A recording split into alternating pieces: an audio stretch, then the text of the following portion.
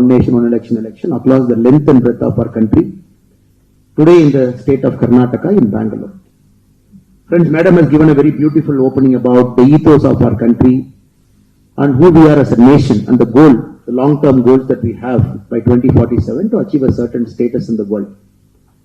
And One Nation, One Election, you must have heard about it, read about it, because it is coming in television channel. Political parties support it, voice their opinion. There is a parliamentary committee now, headed by Mr. P.P. Chaudhary Saab, who is going around the country seeking opinions. Last week, the former Chief Justice of our country, Chandrachud ji, and before him the Chief Justice, they appeared before the parliamentary panel giving their opinion whether One Nation, One Election is violative of the basic structure of our constituency. So everywhere we are seeing the debate and discussion that is happening. So this is a good forum to be present in a formal gathering to share our thoughts, our thinking about One Nation, One Election, where we are now or where we should go. And do we really believe One Nation, One Election is the way to go forward? We will make an attempt to present certain viewpoints before you and try and convince you why One Nation, One Election is the way to go forward so that we as a country, we realize our developmental goals in the next 20 years. Friends, if you look at the world as a common humanity, China with about 140 to 141 crore doesn't have a formal election mechanism. It's the Communist Party of China which governs it, and people get selected at a certain provincial level. They climb all the way to the standing committee, Politburo. Finally, the General Secretary of the Communist Party of China becomes the President of the People's Republic of China, PRC. So China has taken a path where there is no election. If you look at from 1979 to 2025, which is about 46 years, China has achieved a double-digit growth in 23 out of 46 years. No country in the world, India till now, we have been achieved a double-digit growth. We never grew at 10%, 11%, 12%. China has grown at 23 times in the last 46 years. That is one model. No election, nothing. It's a single party, they come. If you look at some of the countries, some of the most developed countries in the world, if you take European Union, which is right now a block of 22 countries, which we call EU 22 now because of 22 nations there, because UK is not a part of EU anymore. If you look at it, we see new kind of political parties coming into prominence, getting large vote share. The recently concluded Germany, a party like AfD, which is a new party, which got 20% vote share. They campaigned on different themes which many people might not agree also. Including Latin America, we are seeing anti-establishment people who want to break the country, throw the constitution away, who want to bring radical change, fire 1/3 of government people. In Latin American countries, some presidents have won the election saying, if you give me charge day one, I will fire 50% of bureaucrats. They won the election. In US, if you look at the Donald Trump now, he came with a model called Doge model. Moment we come in, we will ask bureaucrats to resign. This will happen, that will happen. Before them, people storm the Capitol Hill. They want to go and capture it. We are seeing in advanced democratic countries also, maybe democracy is not functioning that well. Democracy is in decline. So overall, if you look at a paper like Foreign Affairs magazine, they'll say across the world, democracies are in decline because the voting percentage is coming down. The youth are no more interested in standing in a queue, exercising their franchise and getting somebody elected. Because they believe democracy by its nature is slow. By its nature is very consultative. They take everybody's opinion and it is not meeting the aspiration of youth. The general feedback of the modern day democracy now. So India is possibly the only country among all this, from China to US to European Union to Latin America, where we are showing the world democracy is functioning. Not only is the democracy functioning, the youths are participating in larger numbers. In the recently concluded elections, 90 crore people, 900 million, 90 crore people were part of a democratic tradition of voting in 2024. In states like Andhra Pradesh, which went for polling in 2024 Lok Sabha time, the polling percentage was as high as 81%, which is unbelievable in any part of the world. We are not a developed nation, we are a developing nation. So we are proving with a resilient democracy that the country can grow, people can participate in large numbers, at the same time development can happen. Now, we also have to have reforms. Because we are very clear we have to grow fast. We are very clear to make the democracy better. Democracy is always a process of making ourselves better. when the founders of our constitution, led by Baba Sahib Dr. Ambedkar ji and all the great people who were part of the drafting process, R.D. Krishnaswamy Iyengar ji, a lot of great people who were there, B.N. Sapru ji, and all were very clear that they have to give us a constitution that is a living document, not some paper. For example, UK doesn't have a paper itself. UK doesn't have a written constitution. UK is all interpretation. The courts will interpret what is the spirit behind that constitution. But India has got a written constitution. And the written constitution should not become stale also. Till now we have done more than 120 amendments to the constitution to keep it live, keep it active, keep it moving forward. So the constitution that we got in 1950 is alive. The spirit is absolutely great, which is making sure every segment of our population, be it the last village of our country, which is near Kanyakumari, last vast village in Tamil Nadu, in Kanyakumari, a place called Takle, or if you go to Kashmir, the last village near the occupied Kashmir by the Pakistani, a place called Turtuk. If you go everywhere, democracy is at play. Everywhere there is a polling booth. Everywhere people go and vote. Leh Ladakh people vote. Even at minus 20 degree, there is a polling booth. This time 2024, there is a polling booth with a single voter. Only one voter. Still the election commission made sure the polling booth was set up because we have a rule. The polling booth should be at a certain distance. The voters should not be asked to travel more than that. For one person, a polling booth was set up. He came and voted. 100% voting in that booth. So we have made efforts every time to improve the polling process. That is why 1952, when the first election, Sukumar Sen ji, the first chief election commissioner of our country, he had a very, very tough task at hand. Because India is experimenting across the world. Very first time we said, 18 years, everybody is given vote. No other country, no major country in the world, day of independence, they gave vote to everybody. Country like New Zealand, they gave vote to women much later than the day they got independence. US in 1776, they had a concept called 3/5 compromise. Blacks and whites were there. They said 5 vote of a black person is counted as 3 vote of a white person. They said blacks are not equal to white. So bring something called a 3/5 compromise. So 5 black vote will count as 3 white vote to prevent the South-North fight. India is possibly the only country, day one we said, educated, not educated, rural, urban. Whichever part of our country, everybody will have equal vote. That is one vote. If it is the Prime Minister of our country also, one vote. Laborer also one vote. And both the votes should be equal. And the net tally is, finally you do a tally and who wins the first past the post democracy, he will be an MP or MLA. We have to understand the spirit in which we came. And we purely trusted our citizens. Our constitution trusted our citizens, not the politicians, not the officers, not the election commission also.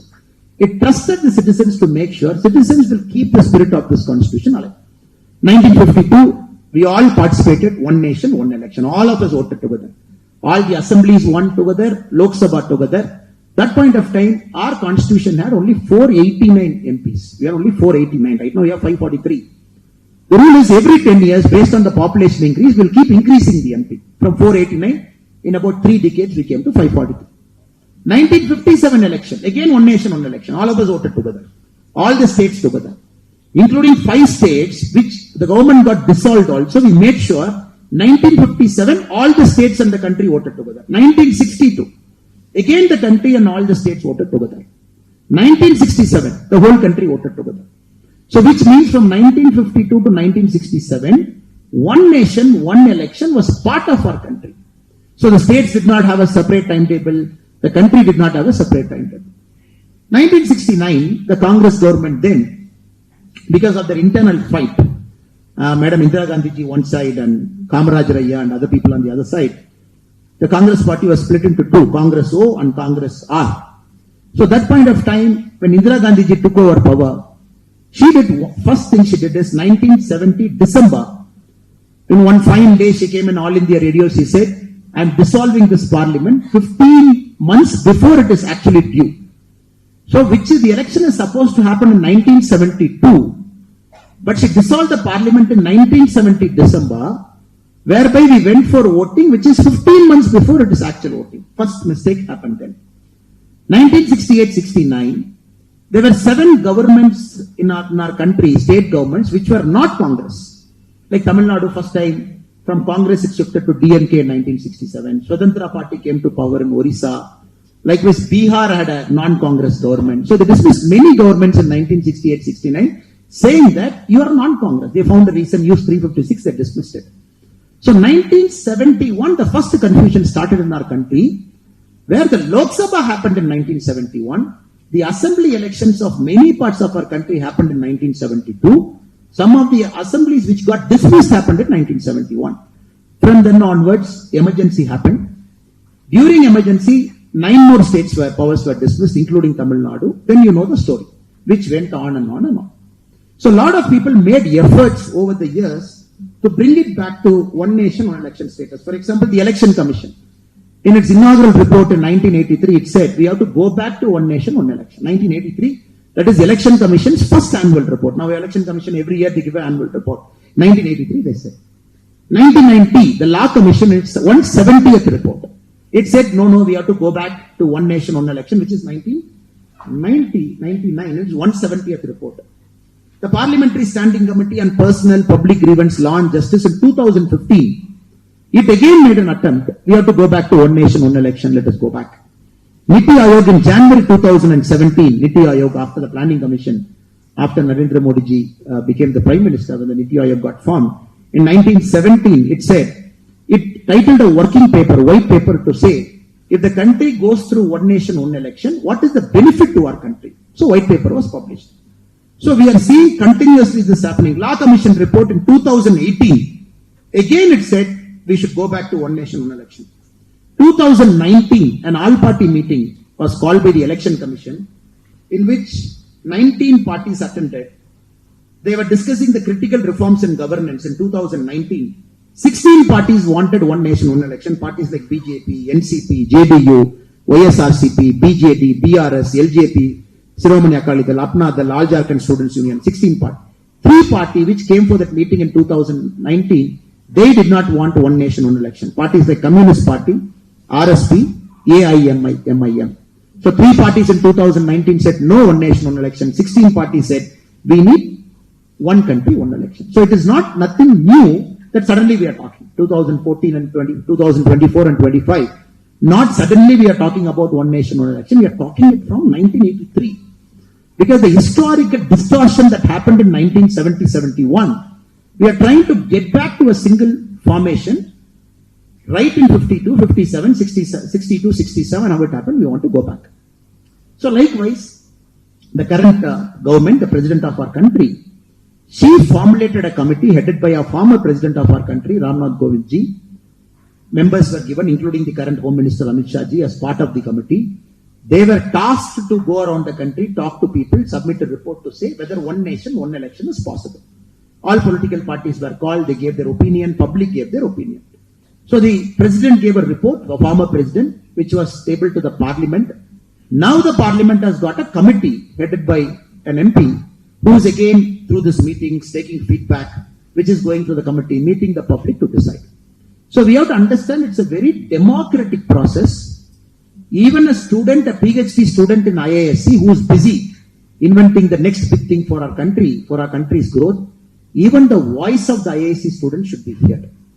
And that should be reflected through this meeting or whatever the consultative process through this NGO to reach the parliamentary committee.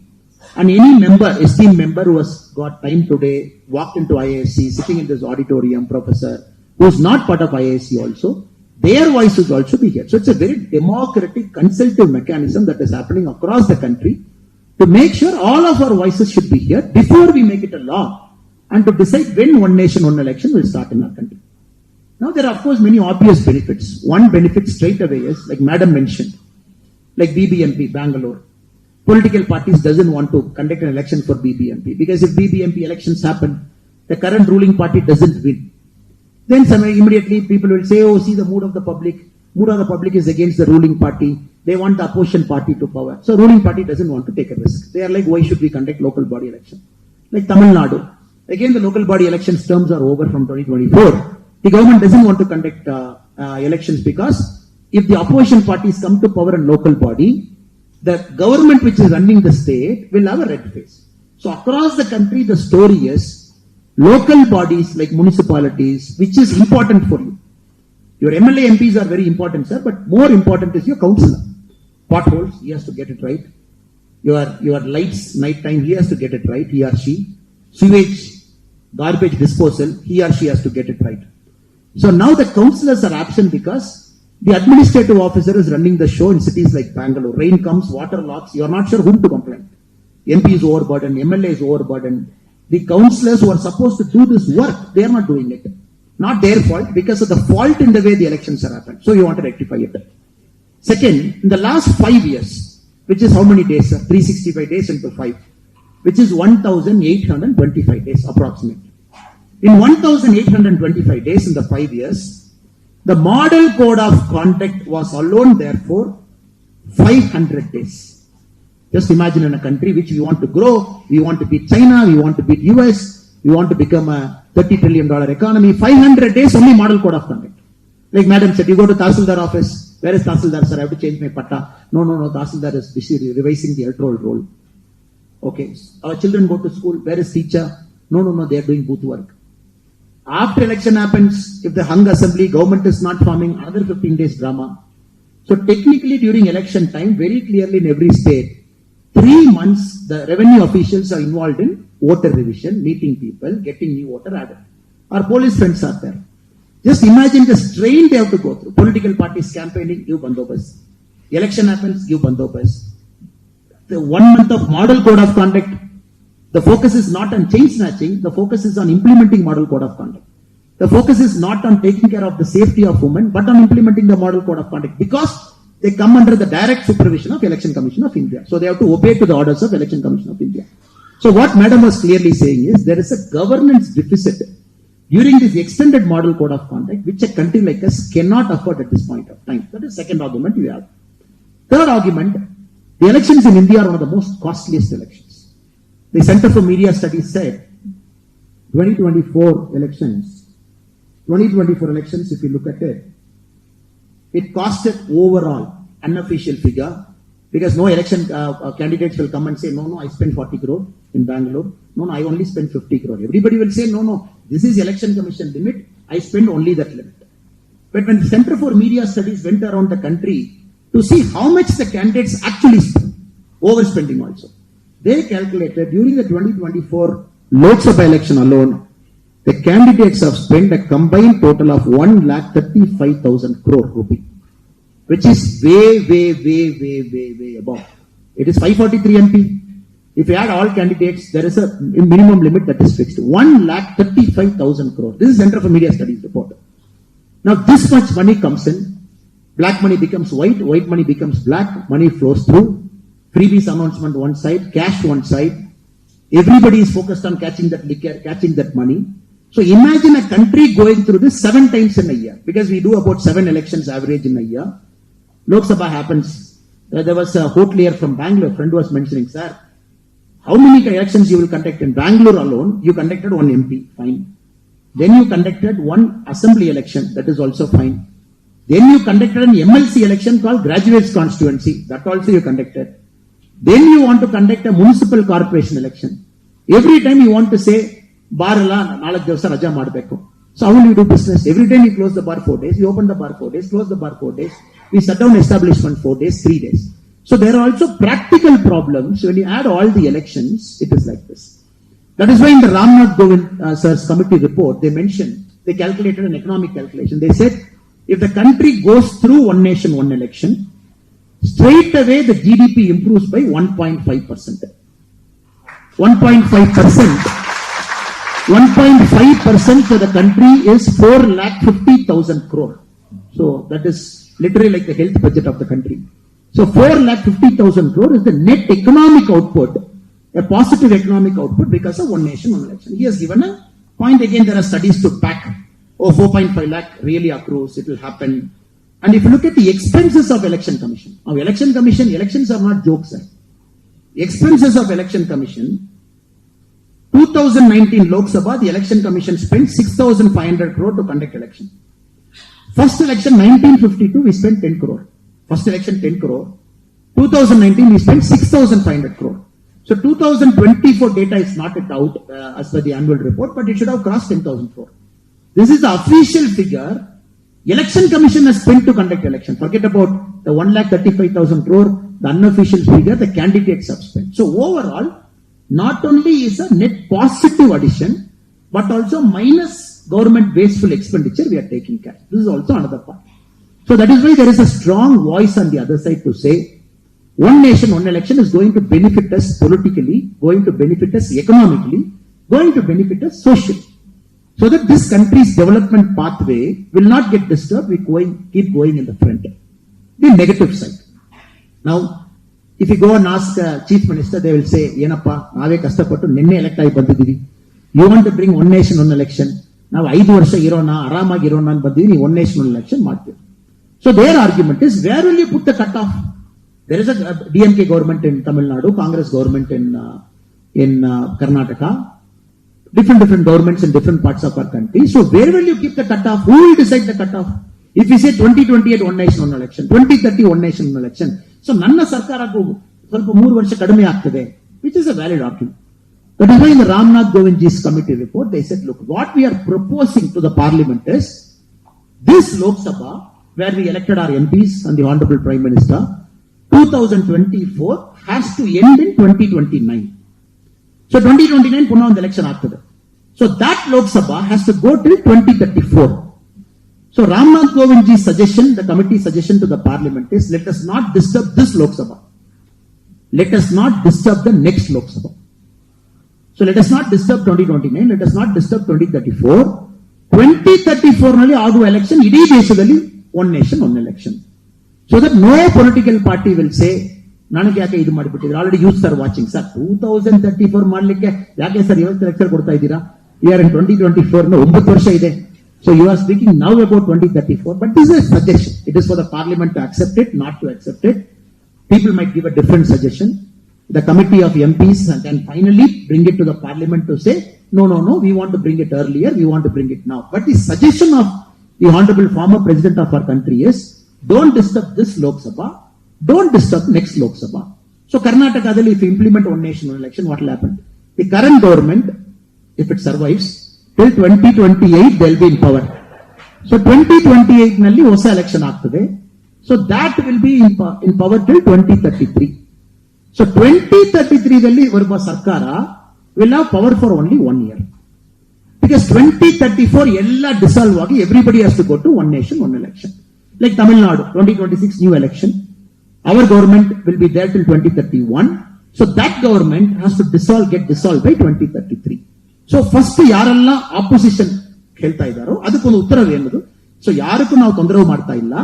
V are not cutting your term, we are not cutting Congress term, we are not cutting DMK term, we are allowing this term, we are allowing next term 2034 ದಲ್ಲಿ one nation. Because in democracy you have to make a decision where everybody is happy. That is the beauty of democracy. That is one second suggestion.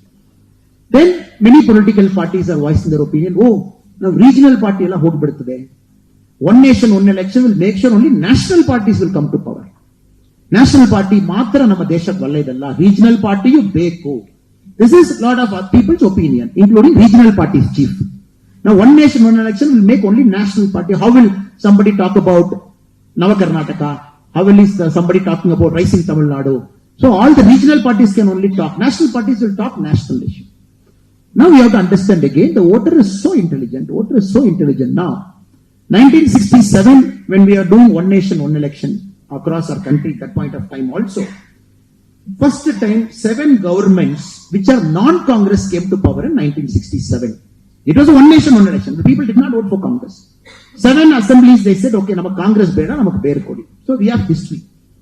Second, we have to understand, now the regional party which is in a region wise, or a national party which is nationally, the voters are so mature to decide, ನನ್ನ ರಾಜ್ಯಕ್ಕೆ ಯಾರು ಬೇಕು, ದೇಶಕ್ಕೆ ಯಾರು ಬೇಕು. ರಾಜ್ಯಕ್ಕೂ ದೇಶಕ್ಕೂ ಒಬ್ಬರೇ ಬೇಕಾ, ರಾಜ್ಯಕ್ಕೂ ದೇಶಕ್ಕೂ ಬೇರೆ ಬೇರೆ ಬೇಕಾ, ನನ್ನ ರಾಜ್ಯಕ್ಕೆ ಇವರು ಬೇಕು, ದೇಶಕ್ಕೆ ಅವರು ಬೇಕಾ. So voters are so mature, they are not going to blindly close their eyes to say first button press ಮಾಡಿಬಿಟ್ಟು ಔಟ್ಸೈಡ್ ಬಂದ್ಬಿಡೋಣ. Because it is their life and are voters are so mature, they go decide, they analyse, candidates vote ಮಾಡಬೇಕಾ, ಪಾರ್ಟಿಗೆ vote ಮಾಡಬೇಕಾ, ಸಿದ್ಧಾಂತಕ್ಕೆ vote ಮಾಡಬೇಕಾ, ಅಷ್ಟು detail ಆಗಿ ಚರ್ಚೆ ಮಾಡಿ ವೋಟ್ ಮಾಡ್ತಾರೆ. So this is also a bogus claim to say regional parties will vanish, only national parties will be in power. Because if you look at Andhra, the recently concluded Andhra, same day assembly election, same day Lok Sabha election, both happened on the same day. But who won? A regional party won here. Of course, the national party was in alliance, but the other national party was on the opposite side, and the national party came to power. Again, Orissa. So many states, as we see, now governance is becoming an important consideration for voting, not necessarily a regional or national party. Next, ಜನಕ್ಕೂ ಒಂದೇ ಸಾರಿ voting ಕೊಡುವಾಗ voting percentage drop ಆಗ್ತದೆ. ರಜಾ ಮಾಡಿಕೊಂಡು ಎಲ್ಲರೂ ಒಟ್ಟಿಗೆ ಹೊರಟ್ಬಿಡ್ತಾರೆ. Like Bangalore is notorious, Chennai is notorious, because the voting percentage doesn't cross 50. Chennai is also notorious. Like some constituencies like T Nagar is at 40%. Some constituencies within Bangalore are still worse than 50. So the next argument is, ಏನಪ್ಪ ಇಷ್ಟು election ಮಾಡುವಾಗಲೇ ಜನ vote ಮಾಡಲ್ಲ. If you make one time one nation one election, ಎಲ್ಲ ರಜಾ ಹಾಕ್ಬಿಟ್ಟು ಹೋಗ್ಬಿಟ್ಟಿದ್ದಾರೆ. So that is also another point. Again, to disprove that theory, to prove that it is a false theory. If we look at a state where Lok Sabha happened, Assembly happened, what is their voting?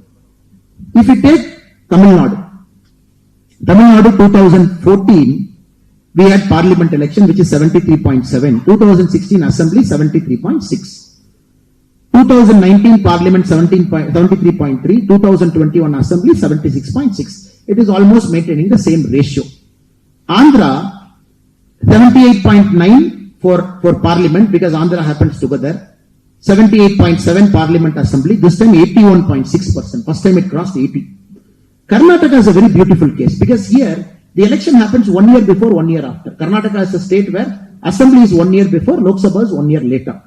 So 2013 Assembly Karnataka was 71.8, but Lok Sabha 67.2, 4% drop.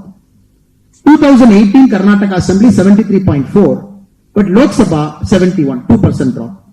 2023 Assembly Karnataka 73.2, 2024 Lok Sabha 70%. So Karnataka is like people vote 3% more to Assembly, people vote 3% less to Lok Sabha. So people decide what is important to me, what is not important to me.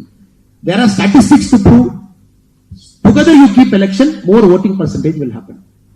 You keep voting one after the other, people vote lesser in Lok Sabha. So in this arrangement, the voting percentage can only go up rather than coming down. I'm only taking 3 states for argument purpose so that you can connect to Tamil Nadu, Karnataka and Andhra. Only 3 neighboring states I've taken. The next argument some of our friends will keep saying this is, one nation, one election. The moment it comes, it will bring in some kind of a dictatorship attitude. Because once the party wins power, for 5 years they will not listen to us. Then 4th year they will come and say, ದೇವಂದ್ರೆ ತಾಯವರೇ ನಿಮ್ಮ ಕಾಲ್ ತೋರಿಸಿ ನಿಮ್ಮ ಕೈ ತೋರಿಸಿ ನಾವೆಲ್ಲ ಬಂದಿದ್ದೀವಿ ಮನೆಗೆ. ಆ ತರ ಇವಾಗಲೇ ಕಷ್ಟ ಆಗ್ತಾ ಇದೆ. ಅಟ್ಲೀಸ್ಟ್ ಇಲ್ಲಿ ನಾವು 2 ವರ್ಷಕ್ಕೊಮ್ಮೆ ಯಾರೊಬ್ಬರು ಮನೆಗೆ ಬಂದು ನಮಸ್ಕಾರ ಹೇಳಿ ಹೋಗ್ತಾರೆ. At least 2 years once somebody will come for Assembly, 2 years once somebody will come for Lok Sabha, somebody will come for Councillor. ನೀವು ಒಂದೇ ಸಾರಿ ಮಾಡಿಬಿಟ್ಟಿದ್ದನ್ನ ಯಾರು ನಮಗೆ ಸಿಕ್ಕಲ್ಲ, ನಾವು 4 ವರ್ಷ ಆದ್ಮೇಲೆ ಸಿಗ್ತಾರೆ. They are joking it, but people say it is like that. Now we have to understand in that argument unaccountability of politicians. Now ಬರ್ತಾ ಇರಬೇಕು, ಕರ್ನಾಟಕ 2023 ಬರಬೇಕು, 24 ಬರಬೇಕು, next year local body ಬರಬೇಕು. So every year politician ನೋಡ್ತಾ ಇರ್ತೀರಾ, local representative ನೋಡ್ತಾ ಇರ್ತೀರಾ. Here is like it, but we have to understand 50 to 57, 60 to 67, it was working well. We have to understand the politicians have become bad, the political system has become bad. So now it is important that we bring better politicians. That is important. People like you who are here, Madam was telling, you should aspire to get into a career in politics, bring accountability to politics. Not by changing time, people will become accountable. ಅವತ್ತು ಅವ್ರಿಗೆ ಗೊತ್ತು, election ಆಗುವಾಗ 3 ತಿಂಗಳಿಗೆ ಮುಂಚೆ ಹೋಗಿ, ಅಮ್ಮ ನಾನು ನಮ್ಮ ಮನೆಯಲ್ಲಿರುವ ಸೋದರ ನಾನು ಒಂದ್ಸರಿ ಊಟ ಕೊಡಿ ಅಮ್ಮ, ನಿಮ್ಮ ಕಾಲಲ್ಲಿ ನಾನು ನಮಸ್ಕಾರ ಹೇಳಿಯೇ ಪ್ರಚಾರ ಮಾಡ್ತೀನಿ. All this drama we see during election time. That is because a certain nature of politicians have come inside. That is a systemic problem, not a problem of timing. So I am very, very confident when the democracy is maturing, when young people can take a risk in politics. Right now, none of us can take a risk in politics. So costly.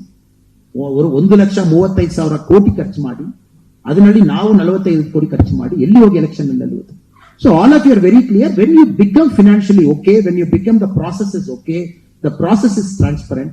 A lot of people from middle class, a lot of people from educated background, you can look at an aspirational career in politics. The day will come when you can simply come and stand in politics. Right now, it is impossible for a common man to just come and stand in politics and win an election. It is almost impossible.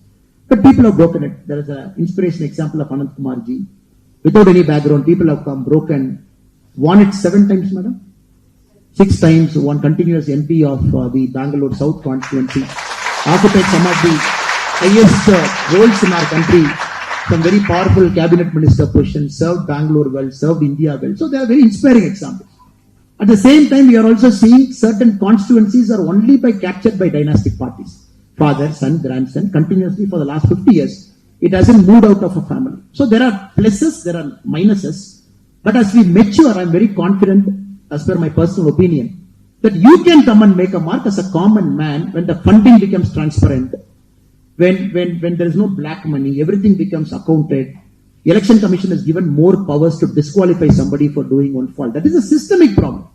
But bringing that to say it is one nation, one election, because of this will come, that will come, I don't think it will cut ice. So ladies and gentlemen, friends who have assembled here, so whichever argument we look at it, a financial angle, a political angle, every single argument will point out to a fact that this country needs one nation, one election, not only for its immediate growth, but also for a good growth in the long term, for keeping our democracy matured and stable, for making sure normal, common, and middle class guy can come inside, aspire a career in politics, serve our country, and more importantly, very importantly, in a country with so much young people getting impatient with the progress of democracy, just want things to get faster, they will start believing, okay, I am making it accountable, I am giving my vote every 5 years, you better behave in a proper way and get things done. So that people don't, again, freebies, I'm not getting into it. Right now, every year, the freebies alone in our country, it is more than 11,000 lakh crore. Freebies alone. Like Karnataka, right now that I'm seeing in the TV, one MLA going and saying, road beka, neer beka, neeve decide mad. Nammali duddilla. I'm seeing this in TV. There's an MLA who is saying, neeve decide madappa, now duddilla, nee free helidira, free kottittidivi. Ee free beku, road bekana agalla swami. Road geku and free beku. We are seeing all this kind of people speaking all this nonsense. But who will ask them? Sir, tave promise madidira. Now yaru bandu free bee kodini helilla. Neeve kodidini helidira. Neevu kodi, road kodi, namak hospital kodi, health kodi, ella kodi. Now, probably we will get into a more accountable period because it is 5 years. It will cut through. Horse trading will also come down because even a new government coming, if it is collapsing, okay, just to add one more point, the critics say, okay, one nation, one election, aitu, 2034, fine, Karnataka hosa sarkara bandittu. One partner, 2036 nalli ಹೊರಟೋಗ್ಬಿಟ್ಟಿದ್ದಾರೆ. So government will fall. So ಪುನಃ ನಮ್ಮ ದೇಶದಲ್ಲಿ ಬೇರೆ ಬೇರೆ election ಆಗಿತ್ತನ ಏನ್ ಪ್ರಯೋಜನ? And Ramnath Govindji's committee has addressed this also. Halfway through a term, if the government collapses, if the new election happens, that government's term is only for the remainder of 5 years. If 2036 it collapses, then the new government has to be very clear. ತಾವು ಮತ ಹಾಕುವುದು 3 ವರ್ಷಕ್ಕೆ ಮಾತ್ರ 2039 ಹೊಸ election ನಲ್ಲಿ ನಾವೆಲ್ಲ face ಮಾಡೋಣ. Because there is no perfect answer, but we have to go towards a perfect answer to say we will continue to maintain one nation, one election every 5 years once. At the same time, the government falling has come down now. If you look at 1980, 1990, more governments were falling. 2000, they started coming down. 2020 onwards, if you look at 2015 onwards, the rate of government falling has come down. No government is collapsing. It is becoming more mature. I don't think that is also a problem. Now I humbly request you, because a lot of things are going to happen. One, from 543, the seats have to go up. Now the government has announced census. Census will happen in phases. And all the census data comes, then immediately from 543 MP, it has to jump up. We are not sure whether it is 800, we are not sure it is 850, 900, nobody knows the number. It will come based on the national population, one. Second, the government has promised 1/3 reservation to our sisters and mothers. So 1/3 reservation has go to women. And that they have said, it is not for 543, after the census, after the increase in MP and MLA, in that 1/3 will go to women. So that we have to implement. Then we have to implement one nation, one election. All three we have to do it. So next 5 years, our nation as a democracy, we have to go through this. We have to go through a census. And second, Bangalore, for the population now, right now we have 3 seats. There is Bangalore Central, there is Bangalore North, there is Bangalore South. But how it is based on 3 seats? This is based on 1971 population data. 1971, what was Bangalore's population? Very less. The rural population of Karnataka was very high. Right now, Bangalore is touching about 3 crore. It's a big city. Now, in the new delimitation, for example, taking the state of Karnataka as an example, Bangalore might have more number of MPs than 3. Because if you go by population, the rural place might have 1 MP. But Bangalore cannot have 3. Bangalore might have to have 5, 6 or 7. I don't know the number. Because the population is so huge, for about 10 crore population, for about 1 crore population, we can't have 1 MP. So 100% Bangalore's MP is going to go up. That is a common sense answer. How much we don't know based on the number. So Karnataka state right now is about 44% urban. Tamil Nadu is about 50% urban. So which means 50% of MP seats in Tamil Nadu will be urban and 50 seats will be rural. Right now, 85% of seats is rural, 15% is urban. So based on this census, there is a large scale change that is going to happen. That is why you are blaming now. What is Bangalore? We are paying so much tax. Startup. We are the best city in the country. All people are saying. But you are not putting pothole. You are not putting this. You are delaying a metro line. So now, for the first time, the governments might shift towards the urban because your voices will be here post delimitation. Out of 543 MPs in the Lok Sabha, if you properly analyze, 85% are rural, only 15% are urban. Now, post the delimitation, the new set of MPs, it will have more urban tilt. So, urban people are living here. You will have a different problem. The rural population will have a different problem. That is why delimitation has to happen. More MPs have to come. Very clear. In the increased number, 1/3 our women has to get. Now, the question is, which 1/3 they will get? Is it a lottery system? All of us will put one lottery and say, okay, Bangalore North bandittu woman, Bangalore South bandittu not woman, Bangalore Central bandittu woman. We don't know. Again, for which a mechanism has to be developed. So, which 1/3 is woman? Because right now, the women voters in our country are slightly more than the male voters of our country. Like Tamil Nadu is 50.8, 50.2. So, out of 100 voters in the state of Tamil Nadu, it is 50.8 who are women, 50.2 who are male. So, this country is shifting towards women population. That's very clear. Next, many states are having declining population, like Tamil Nadu. Our total fertility ratio is 1.7. Like every woman is giving birth to 1.7 children. But technically, the TFR of a country should be at 2.1. So every woman should give birth to 2.1 children. Only then the birth and the death rate is stabilized. Like China, 141 crore. China for the very first time had a decline in population last year. China started declining. China will start coming down. Like within our country, Tamil Nadu's population will start declining by 2035. Because Tamil Nadu is at 1.7. UP is at 2.7. So UP's population will continue to go up and then it will start declining. Like Karnataka is also below 2.1. So now these changes have to be incorporated. That is a democratic thing where all of us have to talk. Within a state, within a district, in urban, rural, the population rise, population down. That also the census have to factor. So the reason for having this is to tell you, ladies and gentlemen, sirs and madam, is democracy is complex and no decision can be taken just like that.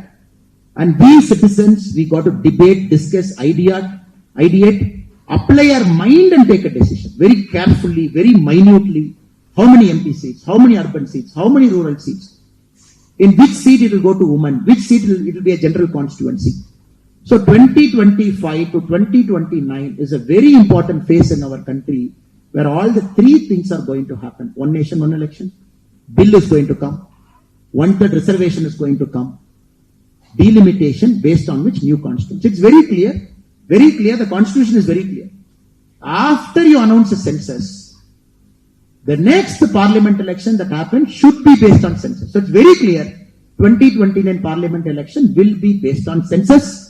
And Bangalore will have more than 3 MPs is very clear. That's clear. And 2029 election will not have 543. It will have more than 543 is also very clear because constitution says once you do a census in the 10-year period, the next election that happens have to reflect the census. So this 4 year is important for all of us. That is why this wonderful meeting all of us have assembled to discuss viewpoints. Right, wrong, economic, political, social level, declining fertility, increasing fertility, and to decide male, woman, how overall the country can progress going forward. So with this, we have conducted 400 elections from 1952, 400 elections from 1952. This country has conducted 400 elections well. And nowhere in the world, a major country must have done 400 elections, because we run elections at multiple things. So we are a very mature democracy. If anybody has got a chance to come to Tamil Nadu in the near future, from Chennai, if you take a 1 hour car or a bus, you go to a place called Kanjipuram. Kanjipuram, the very famous temple, you can go. But near Kanjipuram, there is a village called Uttarameru. And just for academic sake, next time when you come to Chennai, just go to Uttarameru. There is a Chola temple, which is built in 10th century. If you go to the temple, in the temple outside, there are inscriptions to say how an election should be conducted, how a candidate should be selected, and how a candidate should be disqualified. So 10th century, which we have written inscriptions in that particular village, the Chola kings, for a village council election, it will be very interesting. You go and see how a candidate is disqualified. They are given 5 reasons. You steal somebody's wife, you are disqualified. You don't understand the 4 Vedas properly, you are disqualified. It will be very interesting. 10th century, how they were thinking. So our country is not only the world's largest democracy, it's also the world's democracy with depth. So for 10 centuries, we have done democracy in some way or the other. Maybe it is not a perfect way. Not everybody who seems to know Veda. And also disqualification, selection of candidate. They had something called Kudavole method, which means the whole village will assemble. First, they will select eligible candidates among the village. He should not have criminal case. He should have had cattle with them. He should not be a slave, so that the candidate comes.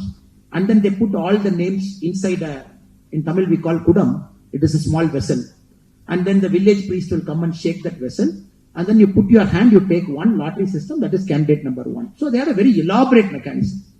Probably our Prime Minister keeps talking about this Kudavasal inscription in multiple Mann Ki Baat and multiple places. Even in UN he spoke about it. How India is not only the world's largest democracy, it's the mother of all democracy. So we are absolutely certain and confident with our election commission, political parties, parliament, Supreme Court. So the next 4 years, we will have a pakka process, robust process. By 2021, we are all set to have more number of sisters and mothers inside parliament. And we are all set to have more number of constituencies. And probably we are also ready for the one nation, one election whenever it happens. Right now it is 2034. That is a proposal whenever it happens. So thank you so much. So these are the broad spectrum that we have to look at it. And for all your patience, time and attention.